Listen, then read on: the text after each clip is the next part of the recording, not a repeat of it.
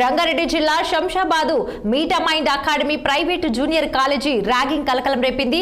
Inter second year విద్యార్థులు జూనియర్లపై ragging కు పాల్పడినట్లు తెలుస్తోంది. తాము చెప్పినట్లు వినాలని ఫస్ట్ ఇయర్ విద్యార్థులను హెచ్చరించారు. హాస్టల్ విద్యార్థులపై ఇక డే స్కాలర్ స్టూడెంట్స్ స్థానికులతో కలిసి దాడికి యత్నించడంతో ఇరు వర్గాల మధ్య ఘర్షణ తలెత్తింది. ఒకరిపై మరొకరు దాడులు చేసుకున్నారు. దాంతో అక్కడ కాసేపు ఉద్రిక్త వాతావరణం చోటు చేసుకుంది. రంగంలోకి దిగిన పోలీసులు స్టూడెంట్స్ పేరెంట్స్ ను పిలిచి మాట్లాడారు. సీసీ కెమెరాల్లో రికార్డ్ అయిన ఫైటింగ్ దృశ్యాలను ఇక పరిశీలించారు.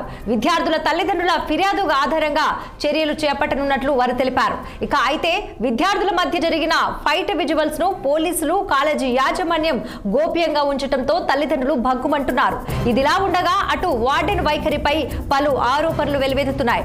పిల్లలకు సిగరెట్లు సరఫరా చేస్తున్నట్టు విమర్శలు వస్తున్నాయి. ఇక కాలేజీలో తరచూ గొడవలు జరుగుతున్నాయని, అలాగే కళాశాలకు ఎలాంటి అనుమతులు లేకుండా లేవని ఇక విద్యార్థుల సంఘాల నేతలు ఆరోపిస్తున్నారు.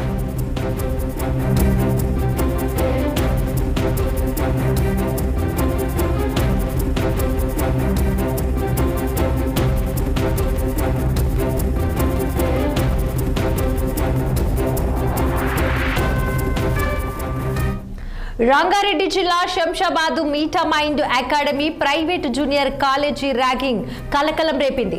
ఇంటర్ సెకండ్ ఇయర్ విద్యార్థులు జూనియర్లపై ర్యాగింగ్ కు పాల్పడినట్లు తెలుస్తోంది. తాము చెప్పినట్టు వినాలని ఫస్ట్ ఇయర్ విద్యార్థులను హెచ్చరించారు. హాస్టల్ విద్యార్థులపై డే స్కాలర్ స్టూడెంట్స్ స్థానికులతో కలిసి దాడికి యత్నించడంతో ఇరు వర్గాల మధ్య ఘర్షణ తలెత్తింది. ఒకరిపై మరొకరు దాడులు చేసుకున్నారు. దాంతో అక్కడ కాసేపు ఉద్రిక్త వాతావరణం చోటు చేసుకుంది. రంగంలోకి దిగిన పోలీసులు స్టూడెంట్స్ పేరెంట్స్ ను పిలిచి మాట్లాడారు. సీసీ కెమెరాల్లో రికార్డ్ అయిన ఫైటింగ్ దృశ్యాలను పరిశీలించారు. విద్యార్థుల తల్లిదండ్రుల ఫిర్యాదు ఆధారంగా చర్యలు చేపట్టనున్నట్టు వారు తెలిపారు. అయితే విద్యార్థుల మధ్య జరిగిన ఫైట్ విజువల్స్ ను పోలీసులు కాలేజీ యాజమాన్యం గోప్యంగా ఉంచడంతో తల్లిదండ్రులు భగ్గుమంటున్నారు.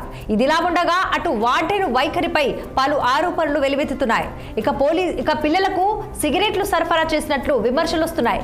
కాలేజీలో తరచూ గొడవలు జరుగుతున్నాయని, అలాగే కళాశాలకు ఎలాంటి అనుమతులు కూడా లేవని విద్యార్థి సంఘాల నేతలు ఆరోపిస్తున్నారు.